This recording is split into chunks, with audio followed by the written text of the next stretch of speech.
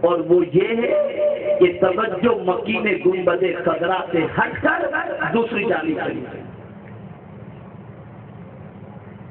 ہم کھاتے ہیں تو سوچتے ہیں کہ فلاں کیسا کھاتا ہے، پیتے ہیں تو سوچتے ہیں فلاں کیسے پیتا ہے، جیتے ہیں تو سوچتے ہیں فلاں کیسے جیتا ہے۔ ارے نادانوں، اگر یہ سب چیزوں میں طریقہ دیکھنا ہے تو صرف ایک ہی کا دیکھو، اور وہ ہے مصطفیٰ جان رحمت صلی اللہ علیہ وسلم۔ اور قربان جائیں، ایک نقطہ اچانک ذہن میں آیا، آیت کا نزول کم و بیش 1500 سال پہلے ہو رہا ہے، اور اس زمانے میں یہ آیت نازل ہوئی، نہ ماڈرن ٹیکنالوجی کا بظاہر دور تھا، نہ سائنس کا دور تھا، نہ آج جتنی سہولتیں موجود ہیں، جتنے ڈپارٹمنٹس موجود ہیں، جس طرح سے جینے کا انداز موجود ہے، یہ کوئی طریقہ تھا؟ کوئی چیز نہیں تھی، نہ پکی سڑکیں تھی، نہ ہوائی جہاز تھی، نہ گاڑیاں تھی، نہ ٹرین، کوئی چیز نہیں تھی، نہ لائٹ تھی، نہ کوئی چیز، کچھ بھی نہیں، بس دیے جلا کرتے تھے اور زندگی گزارا کرتی تھی۔ بہترین سواری خچر، اونٹ اور گدھا اور گھوڑا ہوا کرتا تھا۔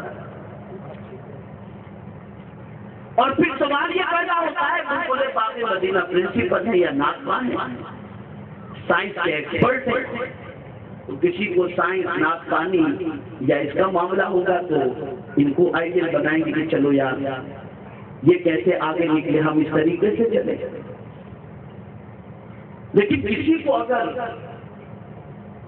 بہترین بزنس مین بننا ہے تو پھر کوئی ان کو آئیڈیل نہیں بنائے گا، کسی اور کو آئیڈیل بنائے گا۔ کسی کو آرمی کے اندر جانا ہے تو ان کو آئیڈیل نہیں بنائے گا، کسی آرمی چیف مارشل کو آئیڈیل بنائے گا۔ میں حیران ہوں کہ مختلف شعبوں کے مختلف آئیڈیل ہوتے ہیں، لیکن اے میرے کریم، تو ایک محبوب کو ساری کائنات سے کہہ رہا ہے کہ سب کسی کو آئیڈیل بناؤ۔ سبحان اللہ۔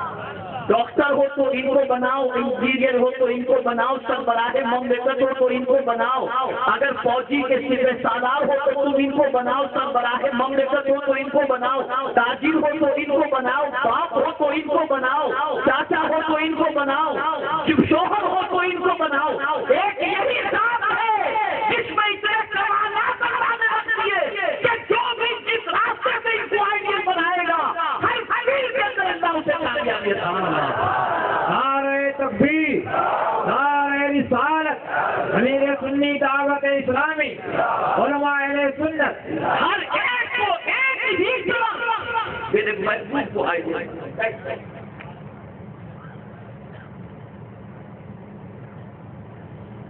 اور میں یقین کے ساتھ کہتا ہوں، پوری ذمہ داری کے ساتھ، کہ جس نے ان کو آئیڈیل بنایا اور ان کے نقش قدم پہ چلا، ان کے بتائے ہوئے اصول کو فالو کیا، وہ اللہ کے نزدیک بھی عزت والا اور مخلوق کے نزدیک بھی عزت والا۔ اب سوال یہ پیدا ہوتا ہے کہ مسلمان آئیڈیل کیوں نہیں بنا رہا؟ قرآن مسلمان پڑھ رہا ہے، حضور صلی اللہ علیہ وسلم کے احکامات کو جان رہا ہے، یہ سب کچھ جاننے کے باوجود حضور صلی اللہ علیہ وسلم کو آئیڈیل کیوں نہیں بنا رہا؟ وہ تو دیکھتا ہے کہ فلاں ہیرو کے بال ایسے تو اس جیسے بال، اس کے ڈریس ایسے تو اس کے جیسے ڈریس، اس کا لیونگ اسٹینڈرڈ ایسا تو اس کے جیسا لیونگ اسٹینڈرڈ۔ حضور صلی اللہ علیہ وسلم کو آئیڈیل کیوں نہیں بناتا؟ میں جب اسوہ کے ساتھ لفظ حسنہ دیکھا، مفسرین کی تفسیر پڑھ رہا تھا تو ایک مفسر نے لکھا اس کی جگہ پر کاملہ کا لفظ کیا تھا، اسوۃ کاملہ، لیکن مولا نے اسوۃ کاملہ کی بجائے اسوۃ حسنہ فرمایا۔ یعنی سنو، ہو سکتا ہے کسی کے ذہن میں یہ آئے کہ حضور صلی اللہ علیہ وسلم کا اسوہ ایک کامل ہے، لیکن ہو سکتا ہے کہ اس اسوہ کاملہ کو اگر اپنایا جائے تو خوبصورت لگے یا نہ لگے، تو میرے کریم نے پہلے ہی فرما دیا میرے محبوب کا اسوہ ایسا ہے کہ بہترین ہے، ایسا بہترین کہ کوئی کہیں کا بھی ہو اگر میرے محبوب کے اسوے کو اپنا لے تو وہ خود بھی حسین ہو جائے گا اور ساری کائنات پر حسن بکھیر جائے گا۔ سبحان اللہ، سبحان اللہ۔ برا نہیں لگے گا، بھدا نہیں لگے گا، خراب نہیں لگے گا۔ محبوب صلی اللہ تعالی علیہ وسلم کے نقش قدم پر چلنے والا اللہ کے نزدیک بھی بہت عزت والا ہوتا ہے، لیکن بنائے گا کیا؟ قرآن نے کہا لمن کان یرجو اللہ والیوم الآخر وذکر اللہ کثیرا۔ حضور صلی اللہ علیہ وسلم کو آئیڈیل کون بنائے گا؟ لمن کان یرجو اللہ، جو پچھلے دن اور اللہ سے ملنے کی امید رکھتا۔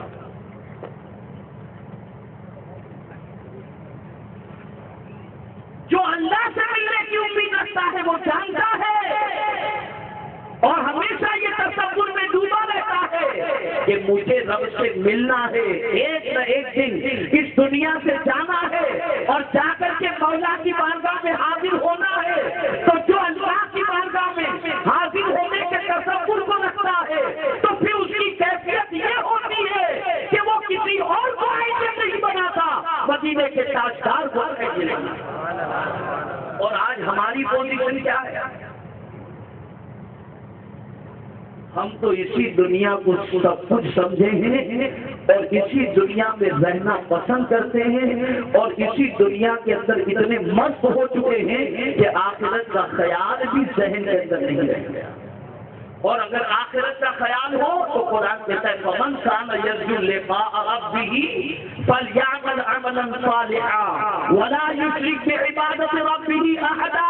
جو اللہ سے ملنے کی امید رکھتا ہے وہ نیک عمل کرے اور اللہ کے علاوہ اللہ کا کسی کو شریک نہ ٹھہرائے۔ میرے پیارے آقا صلی اللہ تعالی علیہ وسلم کے پیارے دیوانوں، اللہ سے ملنے کا ارادہ اور یوم آخرت کے حوالے سے ظاہر سی بات ہے، جب آدمی موت کے دروازے پر قدم رکھتا ہے توبہ بھی کرتا ہے۔ کینسر کے مریض کو آپ دیکھ لیں، اللہ اس مرض سے سب کو بچائے، اسے گناہ کی لذت نہیں ہوتی۔ اگر کہہ دیا جائے کہ لاسٹ اسٹیج پر تمہارا کینسر ہے تو اسے مووی دیکھنے میں مزہ نہیں آتا، میرے لیے دعا کرو، روتا رہتا ہے، اسے یقین ہو جاتا ہے کہ مجھے رب سے ملنا ہے۔ پھر وہ گناہوں میں لذت تلاش نہیں کرتا، بزرگوں سے دعاؤں کی گزارش، معافی تلافی، یہ ساری چیزوں میں لگ جاتا ہے۔ اور سن لو، کسی بیماری کے اندر گرفتار ہو کر لاسٹ اسٹیج پر پہنچ کر کے اللہ سے ملنے کی امید اور اس کا خیال جو دل میں جاگ جاتا ہے، یہ عام انسان کا ہوتا ہے۔ اور مومن کی کیفیت یہ ہوتی ہے کہ حضور فرماتے ہیں اس کا حال یہ ہونا چاہیے کہ جو سانس اندر گئی ہے وہ باہر نکلے گی بھی یا نہیں اسے اس کا یقین نہ ہو۔ جب یہ خیال پیدا ہو تو وہ گناہ نہیں کرتا، وہ اپنے رب کی رضا کے لیے اپنے محبوب کے نقش قدم پر زندگی گزارتا۔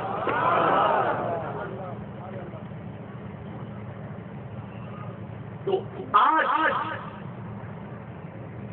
ہیرو کو آئیڈیل بنانا، بد کرداروں کو آئیڈیل بنانا، اس کی سب سے بڑی وجہ یہ ہے کہ اللہ سے ملنے کا ارادہ اور خیال مسلمانوں کے ذہن سے نکل گئے۔ کیا ہمارا حال ہے آج؟ کیا حال ہے مجھے بتاؤ نا۔ پوری دنیا کے اندر ہم کس پوزیشن میں ہیں، ذرا اپنے حالات اور اپنے مقام کا پتہ تو لگائیں۔ کسی شاعر نے کیا خوب کہا، وہ 313 سے تو لڑتا تھا زمانہ، آج ہم کروڑوں ہیں تو کرتے ہیں غلامی۔ کیوں؟ وہ 313 کی نگاہوں میں صرف حضور تھے، ان کی نگاہوں کا مرکز بھی حضور تھے، ان کی اداؤں کا مرکز بھی حضور تھے، اور جب میں صحابہ کی زندگی کو دیکھ کرتا ہوں تو آپ کو تنگ لگانی ہے کہ آقا کریم صلی اللہ تعالی علیہ وسلم کی اداؤں سے اتنی محبت کہ جس کی کوئی انتہا نہیں۔ حضرت عبداللہ ابن عمر رضی اللہ تعالی ادائے مصطفیٰ صلی اللہ علیہ وسلم کی حفاظت اور اس پر عمل کرنے والوں میں ان کا نام بہت اونچے مقام پر۔ وہ مدینہ منورہ سے نکلے حج کے لیے، لوگوں سے پوچھا کہ اس راستے سے حضور صلی اللہ علیہ وسلم بھی حج کے لیے گئے تھے، تو ذرا مجھے بتاؤ سرکار صلی اللہ تعالی علیہ وسلم کا گزر کس طریقے سے ہوا تھا؟ ایک گھاٹی کی طرف سے وہ گزر رہے تھے، کہا اسی راستے سے سرکار تشریف لے گئے تھے، اور یہ گھاٹی میں حضور صلی اللہ علیہ وسلم نے نماز ادا فرمائی تھی۔ اب جہاں حضور نے نماز ادا فرمائی تھی بالکل اس کے قریب ایک مسجد بنا دی گئی ہے۔ حضرت عبداللہ ابن عمر رضی اللہ تعالی عنہ اس مسجد میں نماز کے لیے نہیں گئے، گھاٹی میں جہاں حضور نے نماز پڑھی تھی وہیں پر انہوں نے نماز ادا فرمائی۔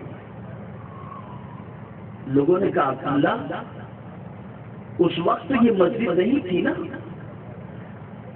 مسجد تو اللہ کا گھر ہے، تم وہاں نماز پڑھ لیتے، یہاں کیوں پڑھے؟ اب جواب سنو، عشق کا جواب فرماتے ہیں اس مسجد میں لوگوں کا وجود لگا ہے، اس گھاٹی میں مصطفیٰ کا وجود لگا، یہاں حضور کا کتنے عزت لگا ہے، اس لیے اس جگہ پر میں نماز پڑھا۔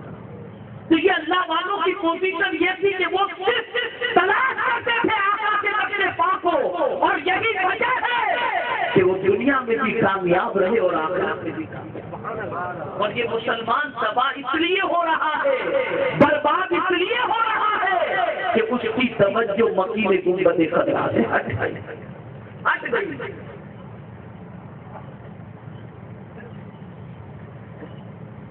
اگر چاہتے ہو کہ پھر سے مولا کامیابی عطا فرما دے تو اس محسن رسول صلی اللہ علیہ وسلم کے اسوہ حسنہ کو پیش نظر رکھو، جن کی زندگی پاک کو اللہ رب العزت نے ہمارے لیے آئیڈیل بنایا، اور ان کے نقش قدم پر چلو تو اللہ رب العزت دنیا میں بھی کامیابی عطا فرمائے گا اور آخرت میں بھی کامیابی عطا فرمائے گا۔ اب آپ سوچیے، آقا کریم صلی اللہ علیہ وسلم کو آئیڈیل بنانا، بھئی آج کے دور کے اندر کسی بہت بڑے سرمایہ دار کو، صاحب اقتدار کو آئیڈیل بنانا ہو تو غریب کو نہیں بنا سکتا، غریب نہیں بنا سکتا، اس لیے کہ اس کا لیونگ اسٹینڈرڈ، اس کا بنگلو، اس کی کاریں، اگر کہہ دیا جاتا یہ فلاں مالدار صاحب کو آئیڈیل بناؤ تو غریب رہتا، میں اتنی دولت لاؤں کہاں سے کس کو آئیڈیل؟ بچیوں کو جہیز کے اندر کروڑوں جہیز کے اندر ماں باپ دے دیتے ہیں، اور کوئی کہے فلاں مالدار کو آئیڈیل بناؤ، ایک غریب کو آئیڈیل نہیں بنا سکتا۔ میں حیران ہوں کہ خدا کی قسم میرے آقا صلی اللہ علیہ وسلم کو رب نے آئیڈیل بنانے کا حکم دیا تو حضور کی زندگی پاک حضور نے ایسی گزاری کہ حضور کے غریب امتی کو بھی اس طریقے پر عمل کرنا ہو تو اس کے لیے کوئی دشواری نہیں ہوتی۔ چٹائی پر حضور آقا فرماتے تھے، گھر میں ساز و سامان کیا تھا، اور اپنی بیٹی کو جہیز سے حضور نے دیا کیا تھا؟ ایک غریب باپ بھی اگر حضور کی سنت پر عمل کر کے اپنی بیٹی کو ودا کرنا چاہے تو آسانی سے کر سکتا ہے۔ ایک کامل میرے مصطفیٰ جان رحمت صلی اللہ علیہ وسلم ہیں، اس لیے آج کے دور میں امت مسلمہ کی کامیابی کا بس ایک ہی طریقہ ہے، اپنی توجہ کو گنبد خضرا کے مکی کی طرف، اور جیسے جیسے دن جائیں گے دنیا پلٹ کر اسی طرف آئے گی۔ آقا کریم صلی اللہ علیہ وسلم کے اسوہ حسنہ اور طریقہ زندگی کو دنیا تسلیم کرے گی کہ اسی میں فائدہ ہے اور اسی میں عافیت ہے۔ تو آج میری گزارش آپ سے یہی ہے کہ سرکار صلی اللہ علیہ وسلم کے اسوہ حسنہ کو اپناؤ، اور یہ بات یاد رکھنا حضور صلی اللہ تعالی علیہ وسلم سے بہتر ہمارا کوئی بھلا چاہنے والا دنیا میں اللہ نے پیدا کیا ہی نہیں۔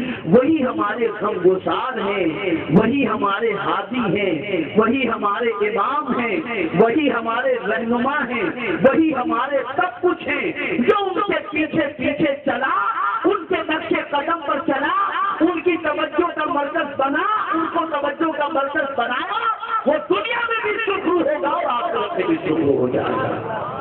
تو لمن کان یرجو اللہ والیوم الآخر وذکر اللہ کثیرا، اور جس نے اللہ کا ذکر کثرت سے کیا، جو یاد الہی میں مصروف رہے گا، جو اللہ کا ذکر کثرت سے کرے گا، وہ حضور صلی اللہ علیہ وسلم کو اپنا آئیڈیا کیا ہے۔ تو آج ہماری پوزیشن یہ ہے کہ نہ اللہ سے ملنے کی امید، نہ یوم آخرت کا خیال، اور نہ ذکر الہی کی کثرت۔ جب یہ تینوں چیزوں کا فقدان ہماری زندگی میں ہے تو ہم نے حضور کو آئیڈیل نہیں بنایا۔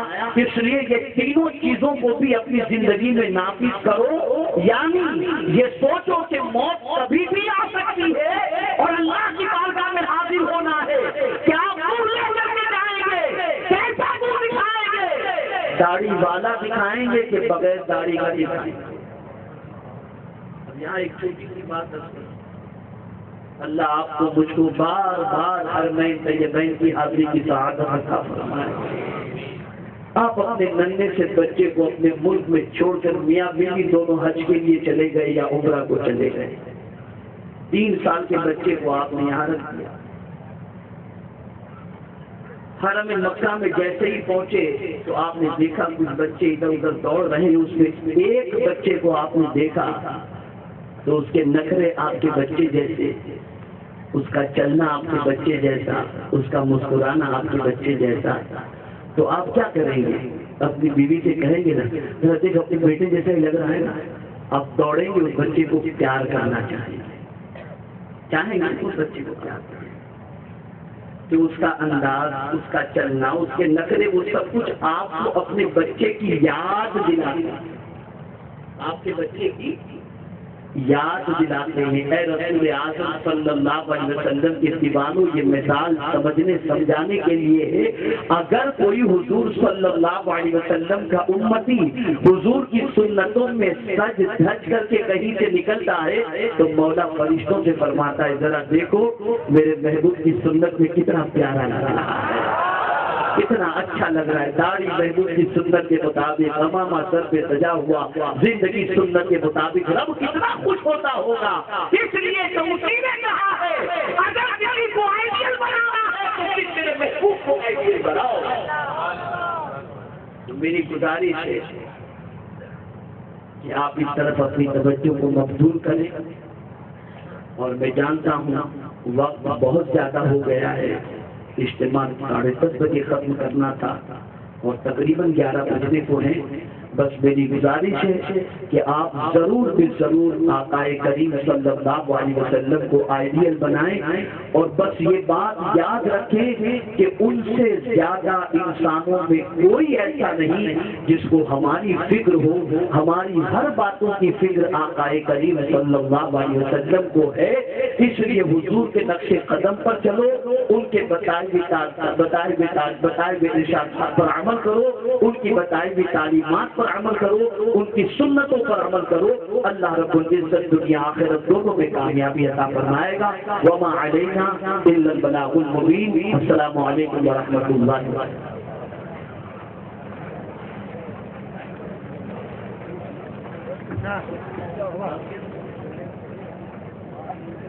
آپ لوگ تشریف رکھیں، اخبار الاخیار کے اندر